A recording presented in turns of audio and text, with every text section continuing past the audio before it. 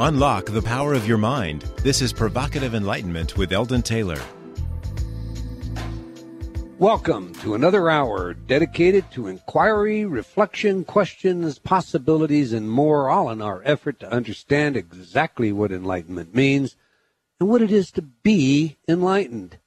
Indeed, an hour dedicated to learning something more about ourselves, an hour designed to help us integrate all of our knowledge and perhaps even challenge some of those old ideas about the world we live in and the people we have become.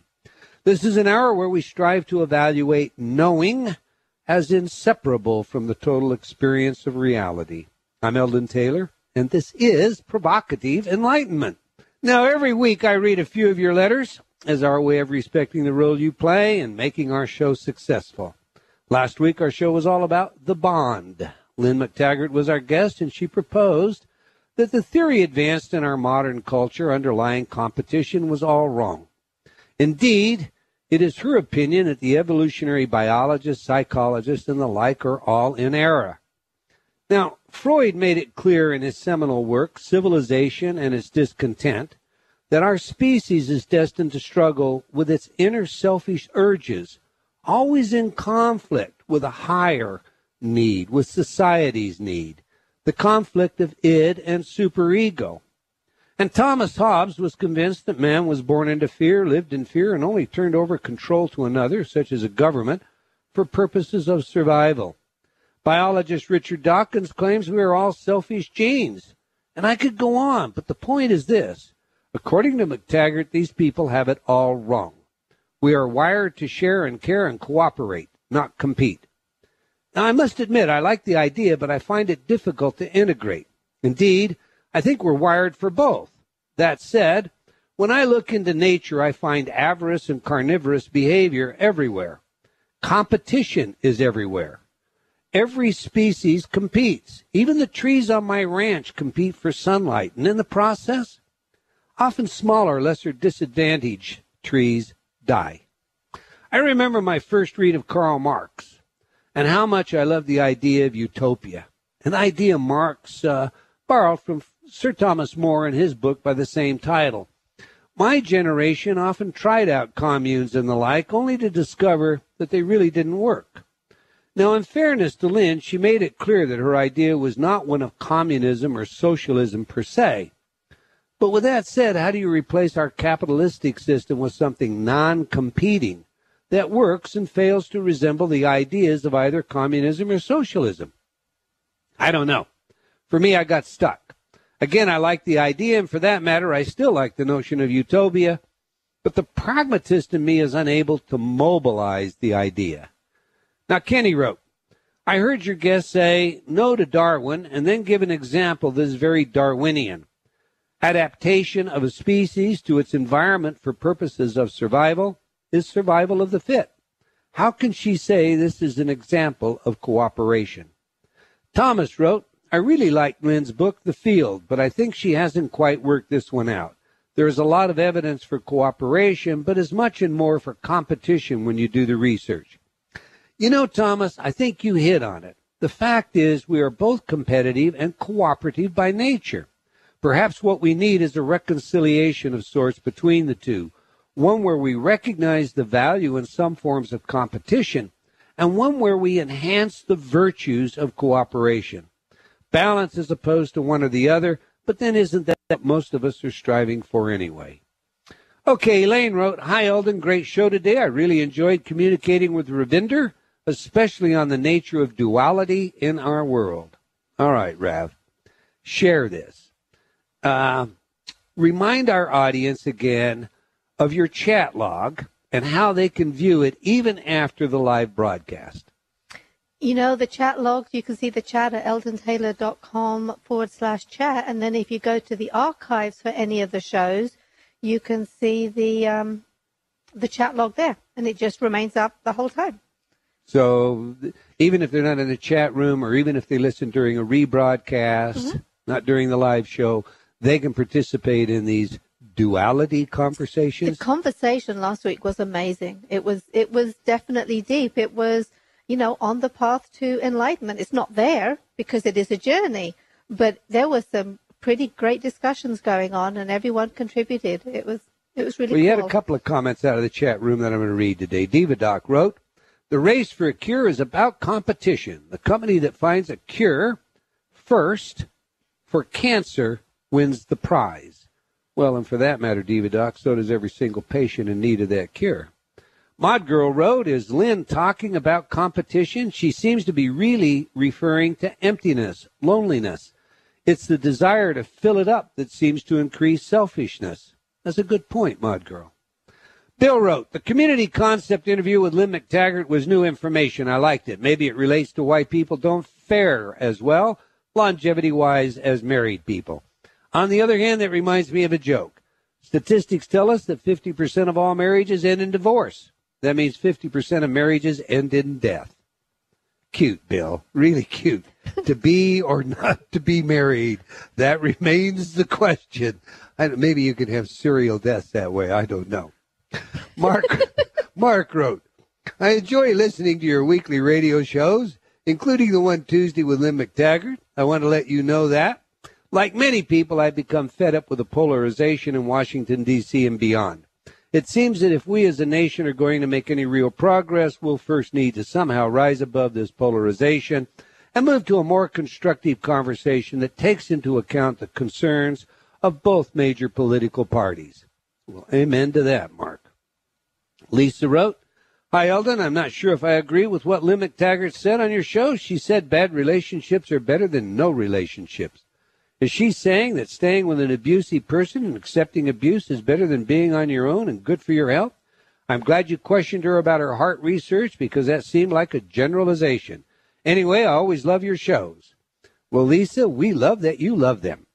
Ernie wrote, "What impresses me the most about you is not just regarding your approach to how you conduct and produce each show, but it is in your willingness to call out or challenge your guest whenever you feel there's a need to do so. Because when you do that, it confirms for me that you understand the enormous responsibility and privilege you ultimately have with your show. This platform, I feel you use with the respect it deserves, because each and every time you challenge or question any one of your guests, you're speaking for so many of us who do not have the access to these people that you have." Well, thanks for the note, Ernie. And I do see provocative enlightenment as a service, so I sincerely appreciate your comment. Mary wrote, "I love your show, and I re-listened to many of the topics. Truly an eye-opener and mind-opener. Keep up the great work." Now, that's a nice, pithy comment. Thank you, Mary. Lucero wrote, "Eldon's work is amazing. His Hay House radio show, Provocative Enlightenment, is full of wisdom." Well, thank you, Lucero. Patterson wrote, "I think you're a genius. I read Mind Program and want to get my hands on everything you ever wrote. I respect your opinions in education. Thanks again, and keep up the research and essays. You've reached me." Thank you, Patterson. Finally, I received this note from Burgett. "Thank you, Eldon, for the way you give and receive, believing in you, and now also in me. I'm honored by your words, Burgett, and may you always believe in yourself." I like that one. You know, we close every show with believe in yourself. I like that one.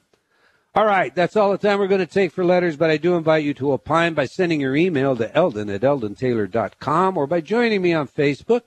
You can also just leave comments on my website. I do try to read all of your letters. Obviously, we can't get them all on the air, but they do impact our programming. I highly value your input, and I do encourage you to please provide your feedback. And once again, thank you for your continued support. Now to today's show, the hidden power of past lives. We have had a couple of guests on the show that have discussed reincarnation theory and evidence. Personally, for what it's worth, I do think there is a lot of traction to the idea of reincarnation, but among my many colleagues, this is an idea that challenges their religious and or educational beliefs. So I prefer to approach the subject from the perspective of its potential therapeutic value. Now let me unpack that some.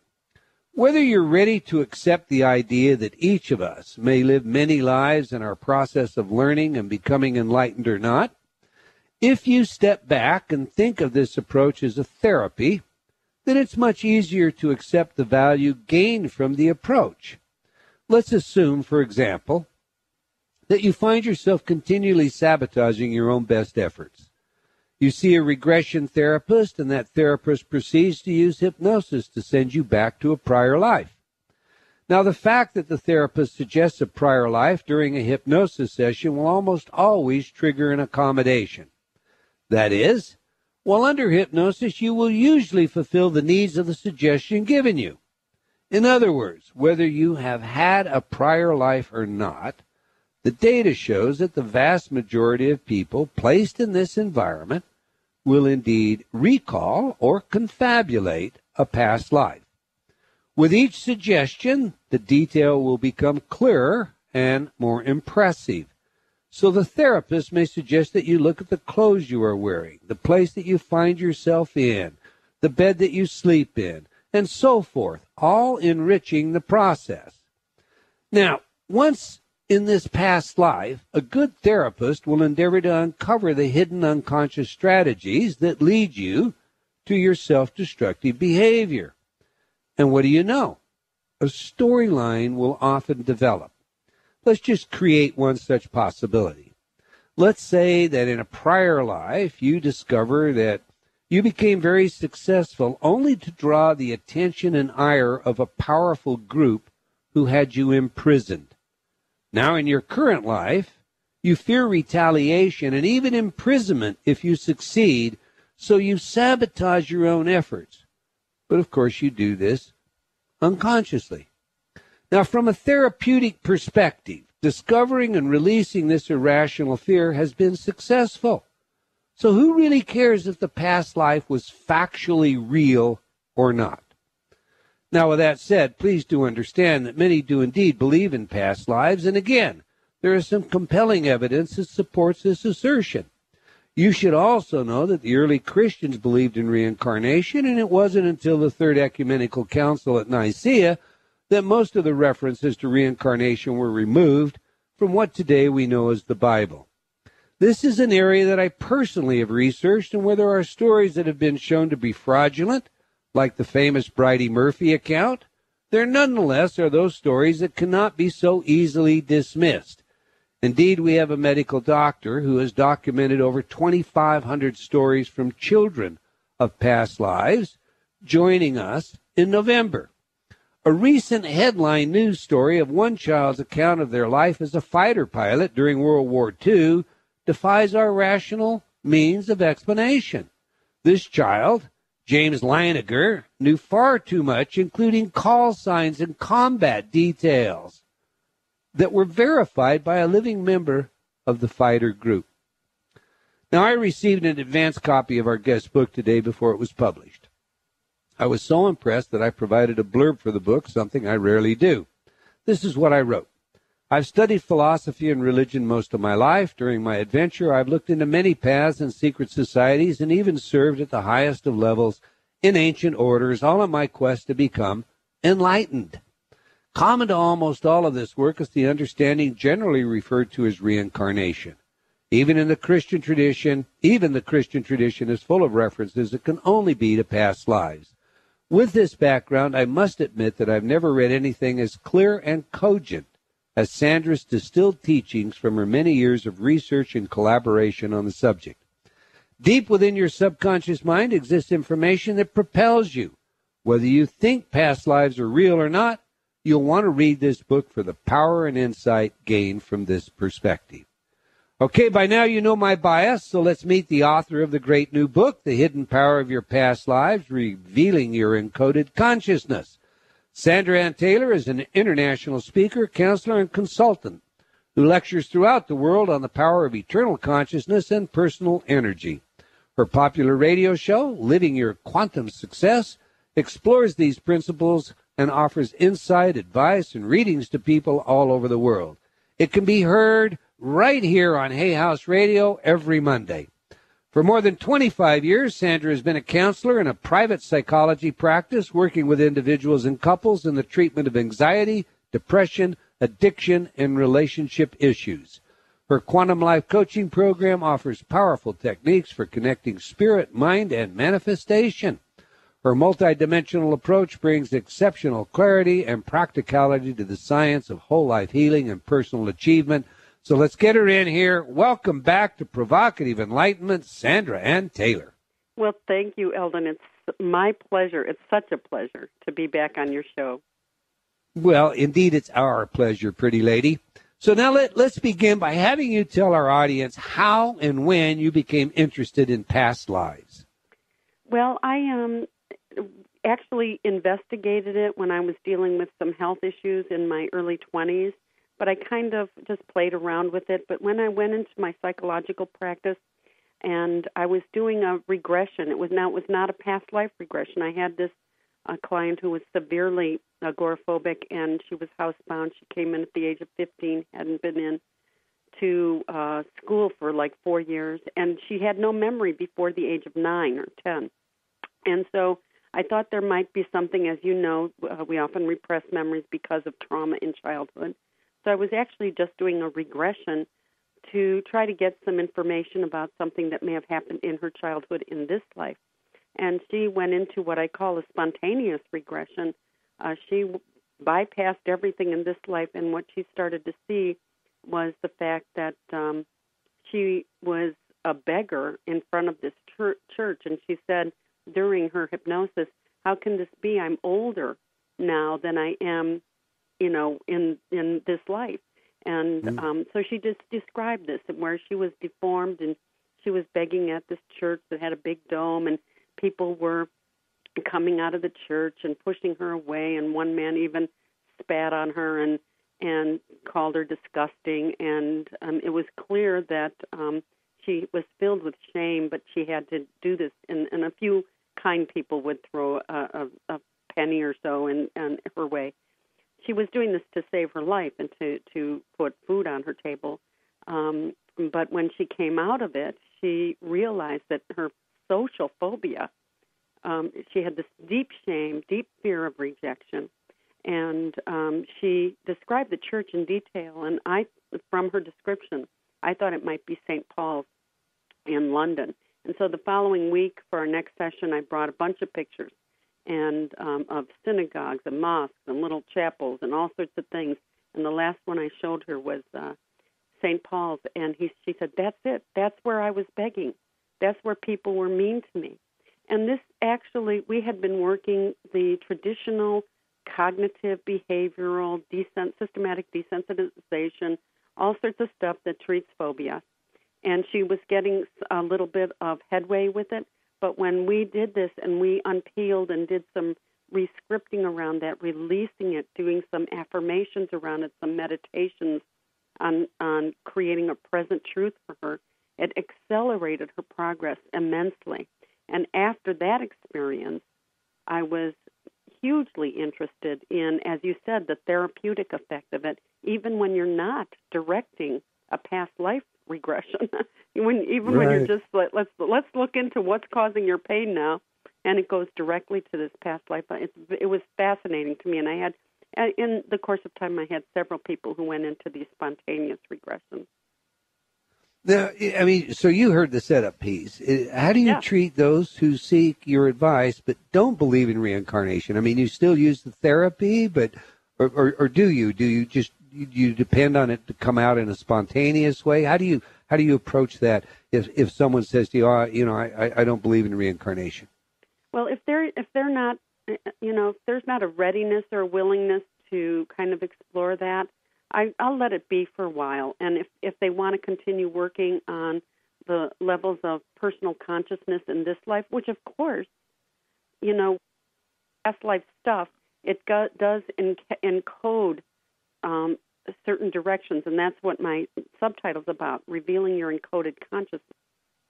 And what we don't realize is that we have this this tendency then to set up similar parameters in this life of behavior, expectation, fears, all sorts of self-esteem stuff.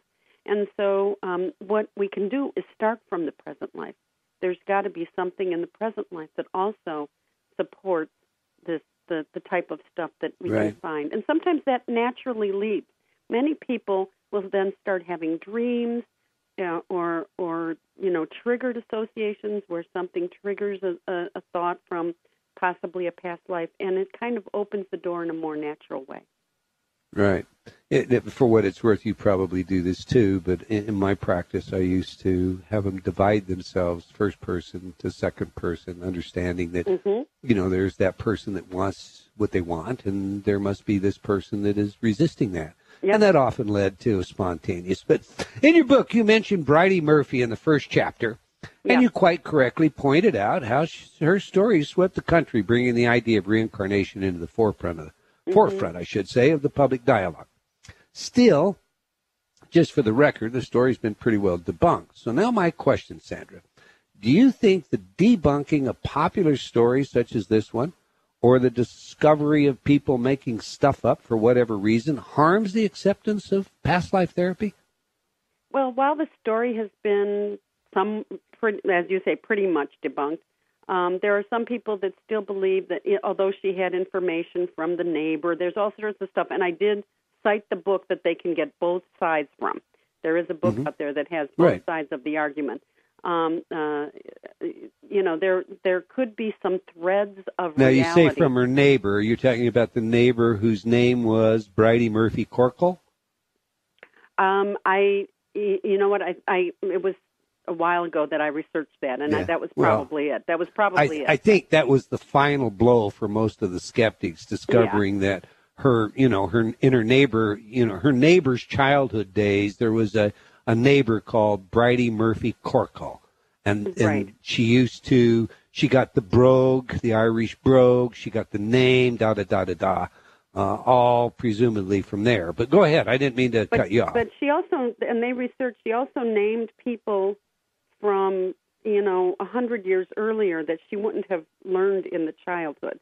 So there's like threads of this is like totally made up, and threads of how could she have known her father-in-law's name and profession and her grocer's name in this little now village? The account that I have said none of that was available. None of that was actually verified.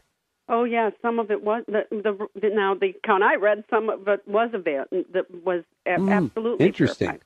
Okay, They went to this county they looked up the names that she was given, and there were 3 or 4 names that were verified. But anyway, the point is, I just put that in there so that people could kind of research it. There's also studies from India that you can. It's a good point. I didn't mean to question that, Sandra.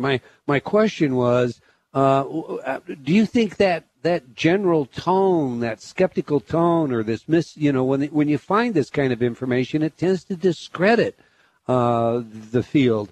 In my view, do you find that to be the instance or not? No, you know what? I like to present all sides of things because I don't want people to just kind of be like sheepish and think, whatever, I'll buy into anything. If Shirley MacLaine's selling it, I'll buy it. Although she actually put my stuff in her newsletter. So, but you know what I mean? I like to cover it because even I have had so many people come to my workshops and seminars and say, do a regression and then do a rescripting and say, okay, we're going to have to hold it on that one, Sandra. We've got the hard break coming up. I know you know that. The book is The Hidden Power of Past Lives. We have a film in the chat room featuring Sandra Anne Taylor. You'll want to catch that. You're listening to Provocative Enlightenment. We're talking again with Sandra Anne Taylor about the hidden power of past lives. If you're not already in the chat room, do go there. Do watch the film. It's all about her new book. Just go to eldontaylor.com/chat. Stay with us during the break. You won't want to miss what's coming up. And we'll be right back after these words from some of our friends.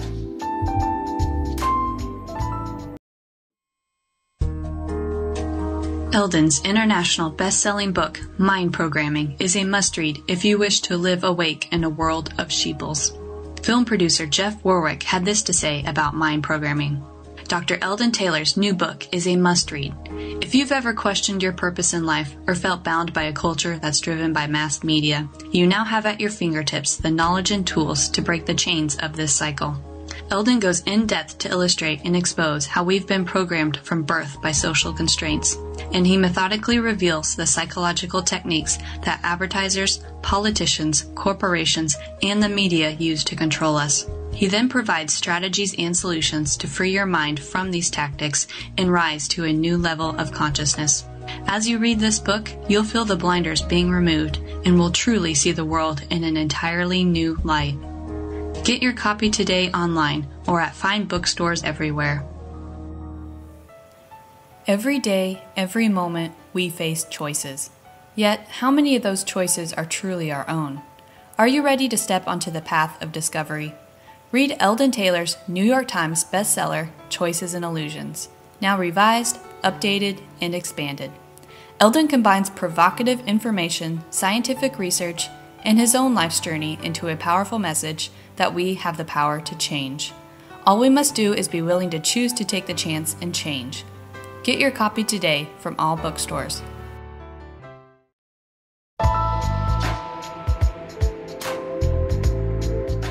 Unlock the power of your mind. This is Provocative Enlightenment with Eldon Taylor. Welcome back. If you just joined us, we're speaking with Sandra Anne Taylor about the hidden power of past lives. All right. I would also like to invite you to join me on Facebook and or follow me on Twitter. If you like our show, spread the word. We genuinely appreciate your support. So let's get back to the show. Before the break, Sandy, we were discussing the whole Bridie Murphy thing, but I think, the bottom line is let's let that go. I just want to close with saying that there are some people that have attended, actually several people that have either read the book or done the conferences that I do and done a regression and said they had an awareness. I understand my life in a whole different way. And as you were saying at the very top of the hour, the therapeutic effect of this, whether it's some sort of parallel universe or an actual past life or whatever, the therapeutic effect of realizing that there's a deep indoctrination, a voice within, or an expectation that encodes our direction in this life, it's so liberating and empowering to know, oh, okay, I can change that. That's an old thing or it's an inappropriate thing, and I can move in a different direction. That's very well said, and that is a very powerful modality indeed. There is something to be said as a patient that's gained by approaching it this way, and that's that there's a reasonable means of deniability, if you will. That meaning that, okay, I'm sabotaging myself, but I have a reason for that, as opposed to taking a brunt for, I'm doing it, but I have no idea why I'm doing it, and I guess it's some silly, stupid thing, as opposed to that, having some real, place to displace the responsibility. There's some great healing power to that. I'm sure you found that. Absolutely. It's very empowering. And I have to say, from my own regressions and rescripting, the regressions are so visceral. They're so real. You sense, you are immersed in the energy, the emotion, the sensations of what's going on. And you can absolutely feel a difference once you come out of that when you bring that understanding to the present life. Yeah, true catharsis. Okay. As I indicated in the setup piece, Sandra, there are many references in the Bible to reincarnation, or at least to living more than one life. And you cite some in your book right in the beginning. Share a couple of them with our audience. Well, actually, in Matthew, Jesus refers to John the Baptist in a number of different places where they ask, who is he and who are you talking about here? And he says that I say unto you that Elias is come. And that this is referring to the Old Testament prophecy that Elijah, who is also called Elias, Elijah will come to pave the way for the Savior. And so Jesus actually says that I say unto you that Elias has come, and he is John the Baptist. So it's clearly and you did not recognize him. Yeah. Yes, yeah. And you don't. Yes, and so it's clearly a reference to another incarnation of a previous, identity of this soul that has been called Elias and is now John the Baptist. You can't get around the fact that that's reincarnation. No, that's Jesus pretty is hard. talking about. And most people aren't aware that there was actually a hunt to remove any and all of those verses because there was the idea prevalent at the time was if people believe that there is another life, then, they'll mess up more in this life. Right. So at any rate, there was actually a purging of that material, an intentional purging of that material. It was, and it was intentional, and it was, as you said, to empower the authorities to make the people do, stay in control under their agenda. Let's stop the quote sinning and get these people under control.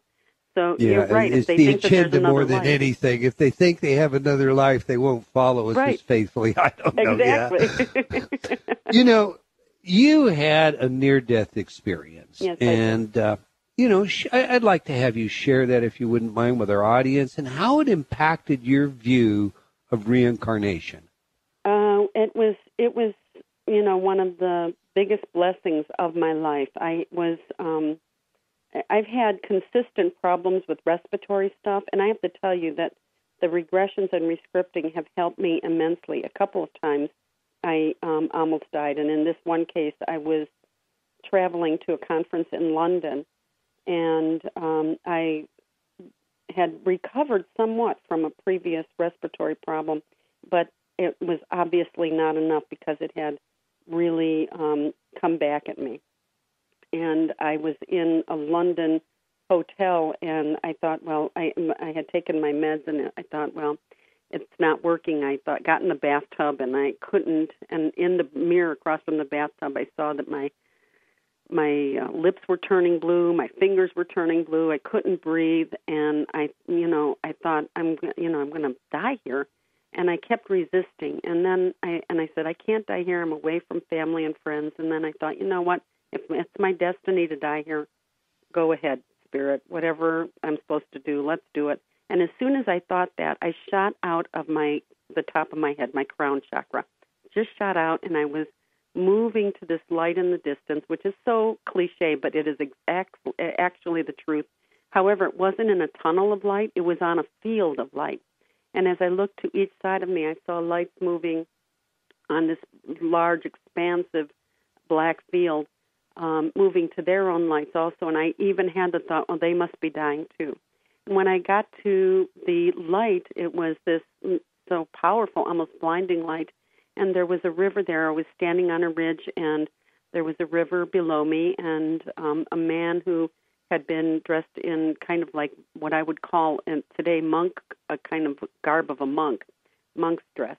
And across the river were all the deceased people, not all, but my father who had passed in a car accident, my grandmother, his mother, several relatives, even animals that had passed. And there were other people that I didn't recognize there. And I had longed to be with my father because I never got a chance to say goodbye. So I stood on that ridge, and I kept looking at him, and we could communicate through kind of mental stuff. And I said, I want to be with you. And he said, you'll be with me in the blink of an eye. And I thought, well, if I'm going to die so soon anyway, why not just pass on now? And he said, no, in eternal time, it's the blink of an eye. In real time, in spirit time, it's the blink of an eye. You're going to go back. If you go back, it will be a long, long time. But really, in reality, it's the blink of an eye. And so I couldn't decide because I really wanted to be with him. But finally, I looked at the monk, and he said, well, you have more to do. And this was before I had adopted my 2 children from Russia, before I had written my first book, before, I had done a lot of the things that I'm doing now. And I said to myself, yeah, I know I have. And before I even finished the sentence, there was an acquiescence, and I said, yes, I know I have. And I snapped right back, just so fast and so forcefully that water actually came out of the bathtub when I snapped back into my body.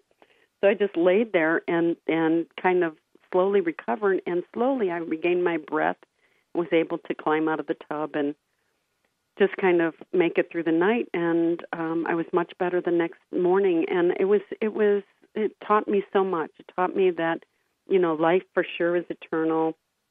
And there is, and so many scientists, and you look at things very analytically, and that the doctors and the scientists say that it's just random neuropeptides firing when people have near-death experiences, right? You've heard that, I'm sure. Yeah, of course. Yeah, we've had Nelson on our show, and we've really delved into that. But I think when you're all said and done, go ahead. I don't want to cut off what you're going to say. The fact is, you're right. Some of them argue for that. Yes, not but I have the to majority, say this. But yeah. I have to say this in response to that. I am an identical twin, and I have a twin sister that was alive at that time and still alive. And I have to say that 90% of my functioning up until that time, or at least 80%, had memories with that twin sister. We did things together. We grew up together. We lived together. Lived on the same street even when we were apart. Now, if it were just random firing of memories, wouldn't I have at least one flash of her? One flash of a living relative, not a single one. Right. It was only the deceased. The devil's advocates of NDE experiences, since you brought that up, essentially argue that it's a kind of REM. It takes place in an area of the brain that has been identified in both humans and non-human animals, and occurs anatomically during an NDE. That said, however, that doesn't, and Nelson himself, who did this work on this show, agreed me, that does not preclude the possibility that you are not genuinely having this experience. So, what it does is it actually explains, in my view, some of the so-called NDEs, like Ray Moody has one in his book where the person meets Elvis Presley. They seem a little incredible. So to me, I think we meet that the people mechanism that are actually offers an explanation as opposed to challenge the whole process. Mm-hmm. I did a very lengthy investigation of life after death. Indeed, we have a special promotion coming up where people will be able to hear more than a dozen interviews that I did with the experts of experts on this, and some of them make it up. I'm convinced that some of them are just, they're not credible because they make statements that are outside possibility. Mm-hmm. For example, one person I will not name at this point in time indicated to us that every time you had an NDE, you had an increase in IQ. And indeed, if you had a dark hole NDE, you'd have an IQ of over 200. Well, and I talked to you work in psychology all day long. Yeah. I talked to a psych friend of mine in Utah, Dr. Charles McCusker, and Charles says, what instrument is that? It's certainly not the Binet or the Wechsler. I mean, we don't get IQs that high, So, I mean, there are those questions. I agree. But when the bottom line is all said and done, the evidence clearly supports life beyond what we think of as the grave. Oh, absolutely. So, now you state in your book that everything is happening now. In other words, there really is no future. Please unpack that idea for us, will you? Well, proponents of the theory of the time-space continuum say that all time exists at the same time. Now, this is extremely hard for us human minds to get, into the meaning of, to wrap our minds around. However, I have to say that the way I interpret it is that if all time exists at the same time, then as we move through sequential time, this moment to the next moment, there's a density of vibration that we take with us. And the past is existing in a different density of vibration, and the future potential exists in a different density of vibration. This explains the phenomenon of déjà vu. And, people who have the sensation that, I've been here, I know this person is going to say next. I've had several déjà vus where I've actually remembered them as dreams, and then when the déjà vu thing came up, it flashed as, I remember that as a dream, and it was partially because what happens is we astral project. Our etheric body leaves and kind of visits different times and places and comes back. Then we move through sequential time. We get to that moment that we visited, and it's revealed to us. And it's just a flash. It's always, deja vu is always in the minor moments of our life. Very few people have had a deja vu moment in a significant event, like while they were getting married or, in a surgery or death or something like that. It's just these minor things that exist in potential, and, we have a consciousness of that. So that's what the time-space continuum kind of, represents. And that's why when I... But here and now... Oh, I'm sorry, go ahead. Well, that's why when I did the CD that goes with the book, The Hidden Power of Your Past Lives, I didn't want to, so many people have the regressions, and there's so much therapeutic effect to regression itself. But I said, let's not stop there. Let's rescript it. Let's rewrite it. Let's change it. And change the conclusions and the emotions that are encoded. So if we can go back in time to visit, we can go back in time and rewrite it. If it's existing in vibratory rate, we can change the vibration there and what's encoded in our consciousness. I like the CD, by the way, Sandra. Thank you. Earlier, so I'm glad you brought it up. Now, this is provocative enlightenment, so I walked you into a setup. You always do, Eldon. The problem with everything is present, and there are, as you say, those theoreticians that have it in that place, is that we're suddenly then forced into a predestination plight, aren't we? I mean, what do you do about that? I believe that our lessons are predetermined, but I don't believe the big events of our lives are necessarily predetermined. There are people who teach reincarnation and say that even the moment of your death is predetermined. I don't believe that. I believe that our future exists in potential, and that as we change our consciousness and move in different directions, in this moment, in the present moment, it changes the vibration of what's happening. It's not that it's just existing in a potential energetic state.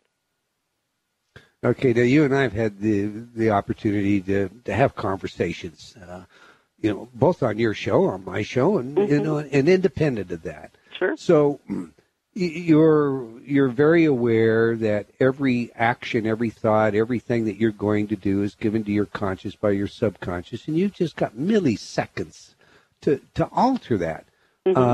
If everything is all laid out, it's all pretty well.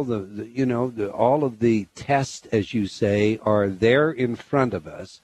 It would seem to me that you're saying our choice about how we handle those tests is the only option we have, and yet we have just this millisecond of time frame to deal with making that choice. How do you see we escape that enigma? No, I have to, first of all, I have to change the language there. I said that our lessons are laid out. Our test implies like, I'm going to go through a divorce, or I'm going to have, some significant disease. Our lessons. That is, the lessons are to me more abstract. Like a life lesson is to learn self-love, to learn self-empowerment, to learn how to speak your truth, to stand in your truth and your strength. Those to me are our life lessons. Those are the things that I think our soul brings in a general way, and our life moves through situations that bring us opportunities to do that. So it's not that the test is like I'm being tested at this moment that I get this diagnosis of bronchial infection or whatever. It's that the lesson is, okay, what does this mean to me? Every time I get bronchitis, it's representative of, and I've done past life things.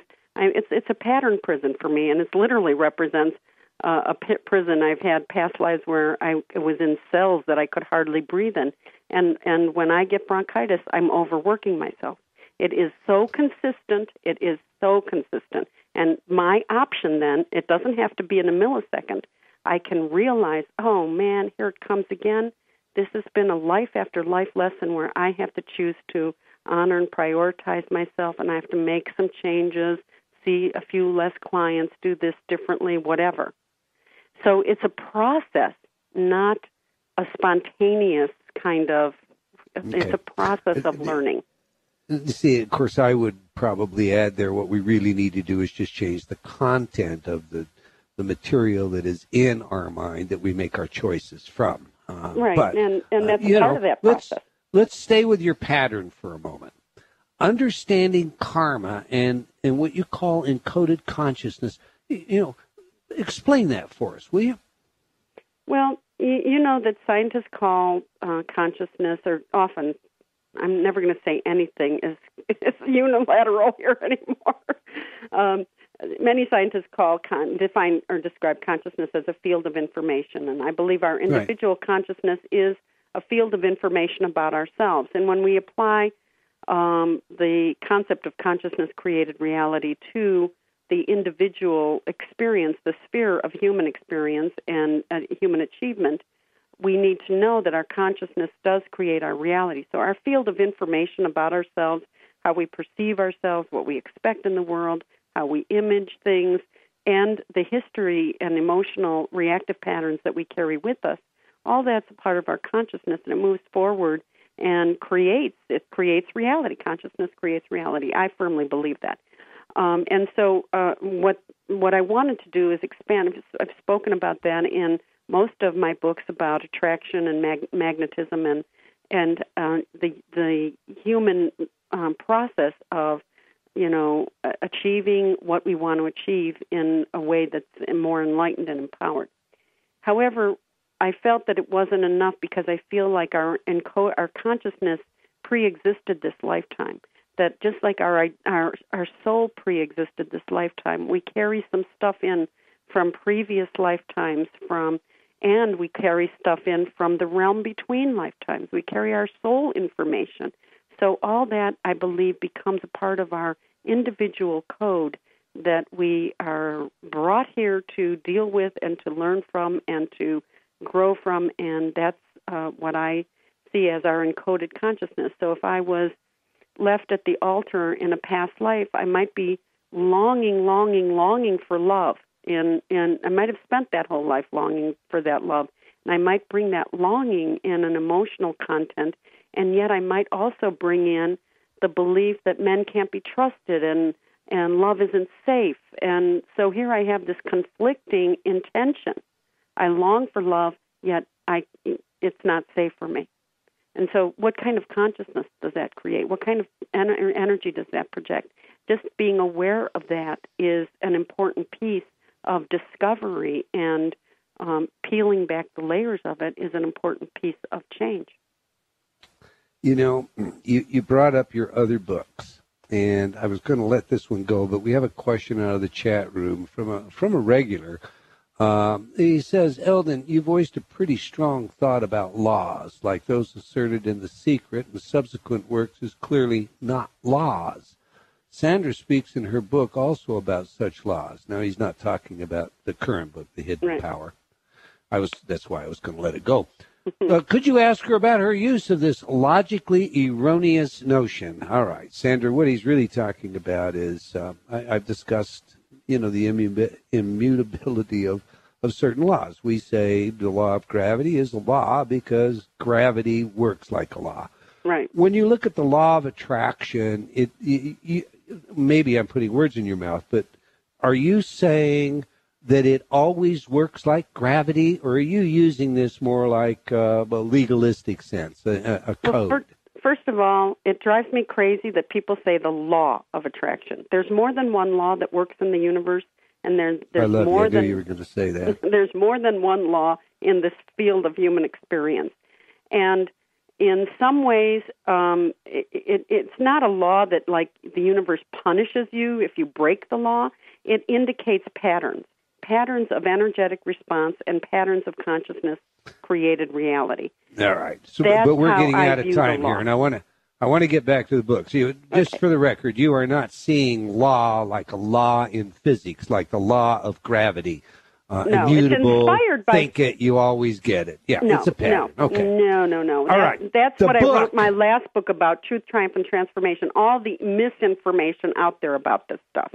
There you go. The book is called The Hidden Power of Past Lives. It's by Sandra Anne Taylor. Sandra, you have a promotion on that book in 10 seconds. Tell us how we can get it. Just go to hiddenpowerofyourpastlives.com, hiddenpowerofyourpastlives.com, and you can get enrolled for a lot of free giveaways, big reading giveaways, $500 prizes. and you'll be also receiving a lot of things. Great read, great therapeutic process. I'm sorry, Sandra, we're out of time. Okay. I hope you've all enjoyed the show. We're very glad that you were able to join us. If you have comments, please do let us know. Until next time, believing in yourself always matters.